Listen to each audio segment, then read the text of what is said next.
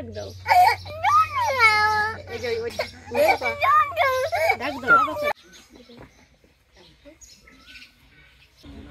বিদেশের ব্যাপারে এই পার্টি তো আমার কাছে হোস করে নাই যে তোমার শালা বিদেশে নিবি, আবার আমার শালাও জিজ্ঞাসা করে নাই জোগান নেবো কি কর। এই বাবুদে আমি কিছুই জানি না, তার বাড়ি পার সব কিছু হয়েছে। এই তার বাড়ি ঘর আমরা চিনি না, যে মামুনদের দালাল, তার বাড়ি ঘর আমরা কেউ জানি না, চিনি না। তার বউনাই বাড়ি দিয়ে তার বউনাই বাড়ি সব কিছু হয়েছে, টাকা পয়সা লেনদেন। আমাদের যদি সাক্ষ্য প্রমাণ চান, আমরা 10 জন লোক ছিল আমাদের সাথে। এটুকু তার কাছে আমরা 10 লক্ষ টাকা দিই, টাকা দিয়ে সে সৌদি আরবে নিয়ে যাবে। নিয়ে যাওয়ার পর তারপরে 10 লক্ষ টাকা দেওয়ার পর ওইখানে নিয়ে গেছে। নিয়ে যাওয়ার পরে অনেক হয়রানি করছে, তাকে মারপিট করছে। তারপরে বলছে যে ওইখানে 2 লক্ষ টাকা দিলে হয়তো কাজ আকামা দিবে। এই কথা বলার পর 2 লক্ষ টাকা নিয়েছে। নেওয়ার পরে ওইখান থেকে আর তারপরে আর কোনো নাই, খোঁজ খবর নাই তাদের।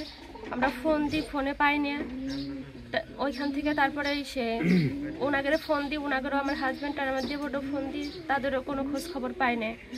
তারপরে আমরা আইনের আশ্রয় গেছি, গ্রামে লোকজন চেয়ারম্যান মেম্বার বসে এক জায়গায় সালিশি করছি, তারাও কোনো আমাদের কোনো দিতে পারে নাই। আমার স্বামী এর ভাই, ছোট ভাই, আজ 3 মাস যাবৎ তাদের সাথে কোনো যোগাযোগ নাই। তারা বেঁচে আছে কিনা মারা গেছে আমরা জানি না। দালালের কাছেও খোঁজ নিছি, দালালেও আমাদের কোনো অপশন দিতে পারে নাই। এখন 2 পরিবারের আমার 2টা মেয়ে আছে, আমার ছোট স্বামীর ছোট ভাইয়ের একটা মেয়ে আছে। তারা খুব কান্নাকাটি করে, আব্বুর কাছে যাবে, আব্বুর এনে দাও। আমাদের একটাই দাবি, তারা বেঁচে আছে কিনা মারা গেছে আমরা জানি না। আমরা ব্যাস 2টা লোক আমরা চাই। আমার সন্তানটা যখন বিদেশে যায় তখন দালাল আর দালালের বউ নাই, দুজনের কাছে জিজ্ঞাসা করলাম যে আমার ছেলেটা তো বিদেশে নিবা, তোমার কাছে অনুরোধ আমার সন্তানটারে তুমি ভালো রাখবা। দালালের বউ নাই বললো যে আমার শালার কাছে টাকা দিবা। এ হলো ফেরেস্তার মতো মানুষ, এর কাছে টাকা দিবা নিশ্চিন্তায়, নিভাবনায়, কারো কাছে জিজ্ঞাসাবাদ করা লাগবি না। 10 লক্ষ টাকা দিয়ে আমার ছেলে আর বাঁচতে পাঠালাম। পাঠানোর পরে নির্যাতন শুরু হয়ে গেল। শুধু মারধর, পাসপোর্ট দাও, কারাকারি, বাড়াবাড়ি, এক রুমের ভিতর ধরে নিয়ে আটকা রাখিয়ে মারে ধরে, এটা করে সেটা করে। আমার ছেলে কয়, মামুন ভাই পাসপোর্ট চাইতেছে, না হলে আমাকে মারধর করতেছে। কয় দিয়ে দাও পাসপোর্ট দিয়ে দেয়। দিয়ে দেওয়ার পরে শুধু নির্যাতন শুরু হয়ে যায়। নির্যাতনের পরে যে কয় যে ওর 5টা আর বাইক নিচে, 2জন নিচে একসাথে 4 জন, ওই 2জনকে সরা ফেলা দিলে পরে আমরা দাবি করি আমার ছেলে 2টা তোমরা 2টা ওই 2টা যে জায়গায় রাখছো আমার 2টা সেই জায়গায় নেও। কয় না, ওখানে যা করবার কই ওরা তাই করুক, সেইভাবেই চলুক। চলার তালে তাই আর শুধু যন্ত্রণা দেয়, কষ্ট দেয়, খাওয়া নাই না করে। আমাকে বাড়ি নেও, দেশে নেওয়ার কথা কইলে পরে কয় তোমাকে প্ল্যানে করে দেশে এনে দেবো নাকি, আমার কোনো এখতিয়ার নাই তোমাকে দেশে আনার। এখন কি অবস্থা? এখন পরিস্থিতি যে 2 লাখ টাকার দাবি করে, 2 লাখ টাকার দাবি যে 2 লাখ টাকা দাও, 2 লাখ টাকা দিলে তোমাকে কাল দিয়ে দেবো, পাসপোর্ট টাকা আমার সব কিছু করে দেবো। করার পরে 2 লাখ টাকা আমরা দাঁড় করে সুদে করে আইনে দেওয়ার পর শুধু নির্যাতন আর নির্যাতন। আমার ছেলে বলে, মা আমার দেশে নেও। তখন এক দালাল ধরল, তার নাম মামুন আর হচ্ছে মনিরুজ্জামান।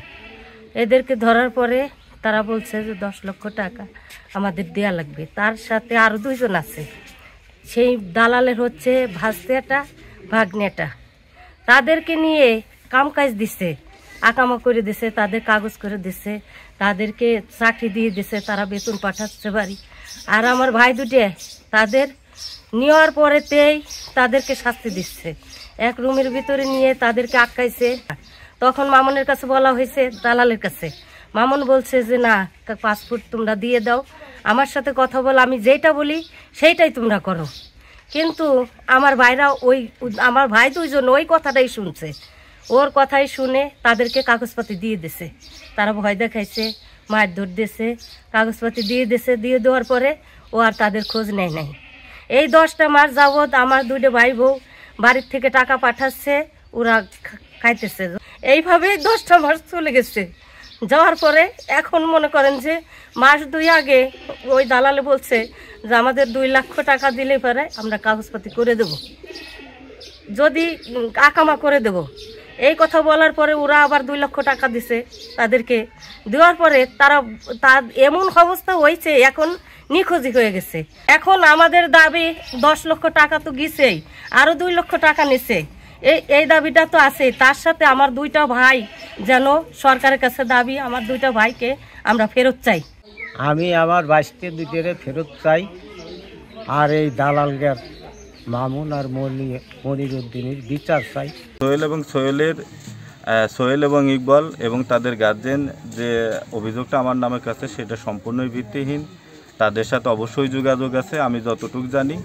আর আমি যেহেতু তাদের কথা অনুযায়ী, তাদের লিখিত স্টেটমেন্ট অনুযায়ী পাসপোর্ট তাদের ব্যাগদের দেওয়া হয়েছে ট্রাভেল এজেন্সির মাধ্যমে, এবং তারপরেও তারা গ্রামের গণ্যমান্য মাতব্বরদের উপর বিচার দিছিল। এটা মাতব্বররাই ভালো বলতে পারবে। মাতব্বর জালদিয়ার ধর্মশ্রী সচিব চেয়ারম্যান ছিল এখানে, আমাদের গ্রামে সেলিম মোল্লা, কুটে মোল্লা এবং জেহেদ মোল্লা ছিল। তারাই এগুলো সম্পূর্ণ ডিটেল জানে এবং